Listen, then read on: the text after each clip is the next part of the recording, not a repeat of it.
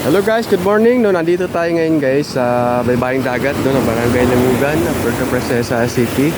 Ay kung saan makikita natin guys, no, ang malaking alon no dahil ito ay dahil sa bagyo no na ngayon ay ating naranasan dito sa Palawan. So nakita nyo guys, no, yung malalaking alon na ngayon dito sa baybaying dagat. So at saka yung tubig ay malabo no sapagkat lumaki ang tubig no ay ilog no mula sa bukid no mula sa bundok nagkaroon ng baha, so hindi naman masyadong malaki.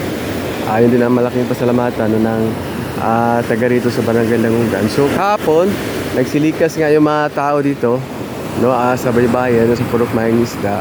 Nandoon na sila ngayon sa evacuation center ng Barangay Langugan no, dahil nga siyempre nagkaroon din ng pag-iingat no, naging aware din ng mga tao dahil sa nakaraang audit year 2020 ay nagkaroon dito ng flood no. So may mga casualties na nangyari nung panahon na yon. So siyempre kailangan ingat din, pag-iingat yung mga kababayan natin na naninirahan dito. So nakita nyo guys, itong kahoy na siguro nasa 80 feet ang taas ito guys, no? Yan ang naanod na kahapon lang. So yan, nakita nyo naman ang napakalaki ng kahoy na ito. So nasa 80 feet ito, no? So siguro yan, nakita nyo guys yung malaking alon. Ayan oh, napakalalaking alon. Yan. So hindi talaga pwedeng lumabas yung mga fisherman natin, no? At walang naglaot sa panahon ngayon dahil sa laki ng alon. So kailangan talaga mag-ingat sa panahon ngayon, no? Kita nyo naman guys. So yan, kita nyo guys yung malalaking truso ngayon, ganyan ang itsura oh, ng baybaying dagat sa Barangay Langugan. So ayan ang tubig, no? Napakalakas ng alon. Nakita nyo guys, no? So kita nyo guys yung mga truso na mula sa bukid na dinala ng baha kahapon. So ayan. So hindi ako lumabas kahapon dahil maulan, no? So ingat din tayo. So mayroon na akong ubot sipon. So kailangan ingat din. Hindi pwede lustubin para lang. Ayan, kita nyo guys, no? Napakaraming basura. So, ayan, no? Ayan, malabo ang dagat. Napakalaking alon. Ayan siya. So may makita tayong bahay guys, ayun oh. May bahay doon guys na abot na siya ng tubig, no, kahapon. So ang bahay tumagilid na dahil naabot na siya ng alon. Ayan oh. Ayan yung mga truso.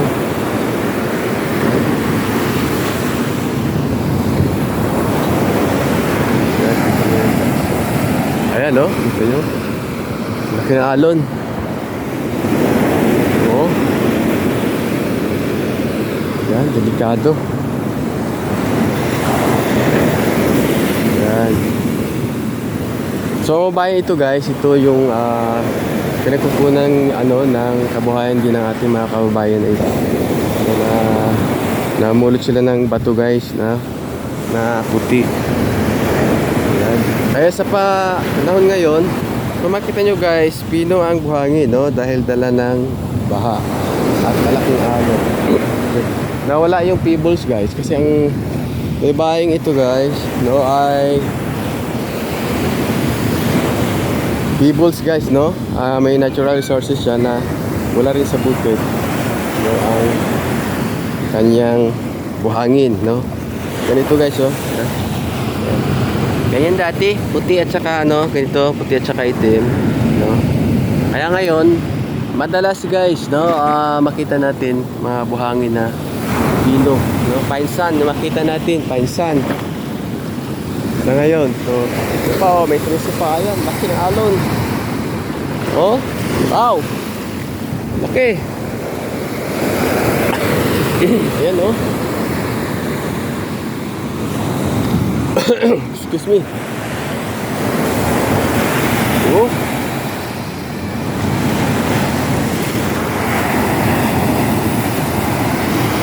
Ha? Labo ng dagat. Oh. Sabi.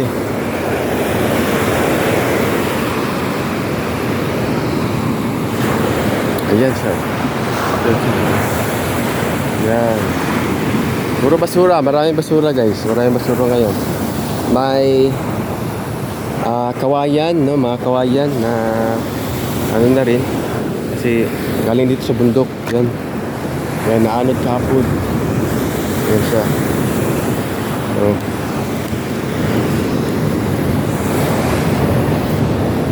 Yan. Ay lang. Oh, malayo na. Yan guys, oh, meron silang nakuhang pebbles. Yan. Ano yan? Bistahin pa? Hindi na. Ganyan na lang. Maganda. Hindi na magpagod. Oh, di ba? Pero doon na, wala talaga ang pebbles, no? Buhangin. Paisa na lang. Meron dyan sana, nakabunan. Kabunan, no? Oo, nakaraano, kadami, aw kahapon. Oh. Oo, sa dulo, ay wash out na rin ang ilog. Kaya nga. Oo, nakakatulog. Oh. Ayan ang pebbles. Ayan ang. Ayan. Dito. Malayo na sa baybay. Ayan. Oh, laki na alon.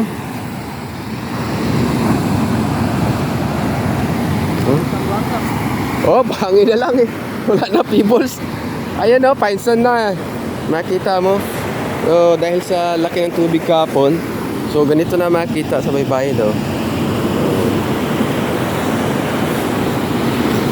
Painsan. Daming basura yung naanod mula sa baha kahapon. Ayan.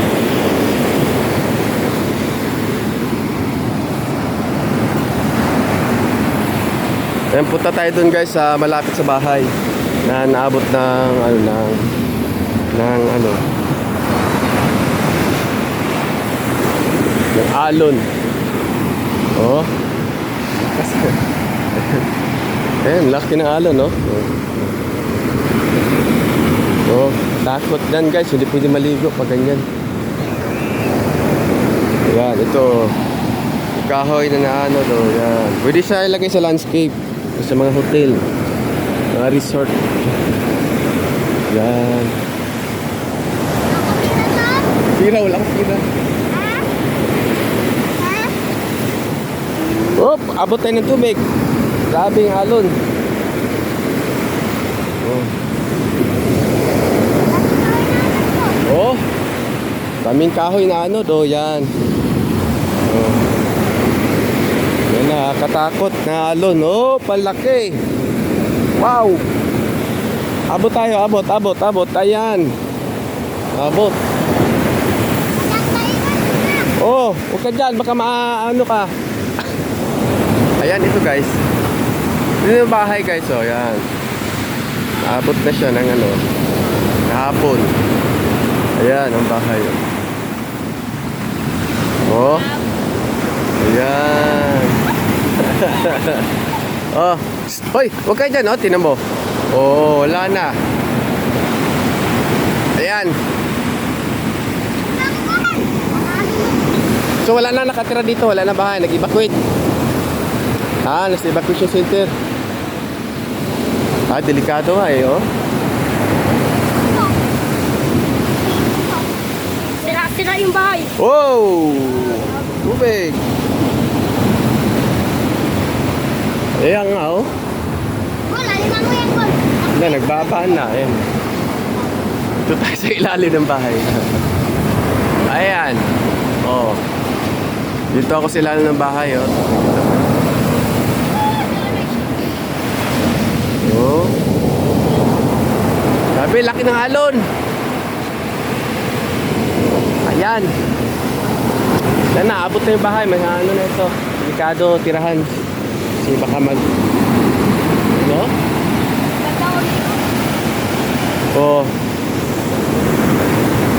Malabo ang dagat dito guys kasi ang lapad ng area no na kung saan malabo ang tubig. kasi ito ay bukana ng ilog ng Barangay Langugan. So, ito yung the longest river at malaking ilog na sakop ng Puerto Princesa, no? Dalas barangay ng Puerto Princesa. So, dito rin nakaraan yun ang nasalanta ng grabing nasalanta ng Bagyong Udit, no? Year 2020, yung kung hindi ako magkakamali. So, yung panahon na yun, maraming casualties. Oh, laki na alon. Wow. Oh, abot na talaga ang bahay, guys. Yan na. Yung mga bahay dito, guys. Oh. Yan o. Ayan, sabay-sabay. Oh, ayan. Oh.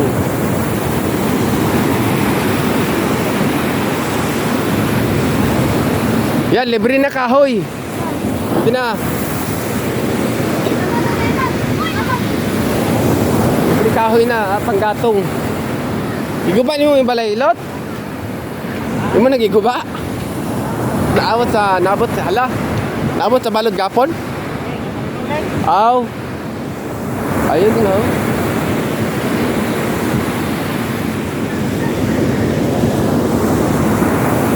Ayan no, tingnan nyo guys, no? Ang daming basura.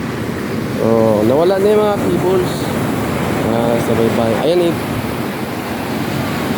Ayan.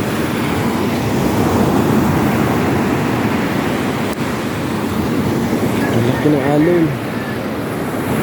Ayan. Ito, medyo distansya sa dagat.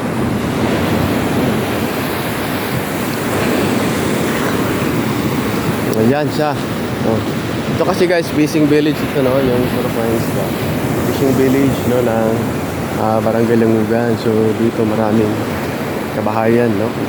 Dati bago Bagyong Udit, yung nagkaroon ng Bagyong Udit, so yung mga bahay dito na nakatayo dati ay naalod, no? Naalod pati ang kabuhayan ng mga bangka. So sila ay pasimula na naman na nagkaroon ng bangka. Ayan guys, ang bukana ng ilog.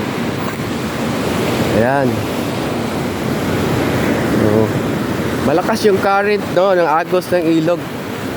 Ngayon, so parang nagkaroon ng lilo. Yan sa lugar na yan, no. Na yan, no. Yan. Nagkaroon ng lilo. Yes.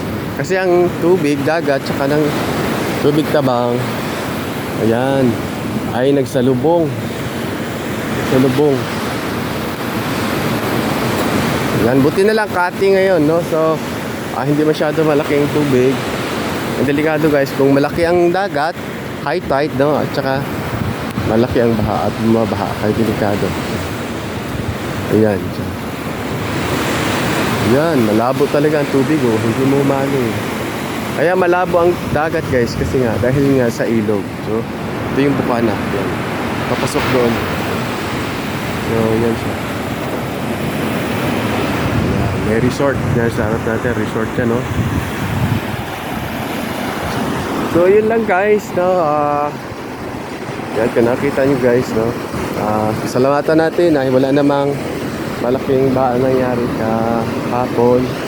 So, nung panahon ulit kasi nagkaroon ng bara, no?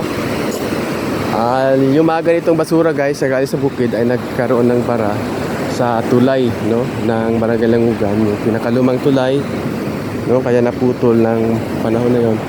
Kasi nagkaroon ng ganito, yung mga truso na malaki, basura, kawayan na galing sa bukid, no, na bara sa tulay, kaya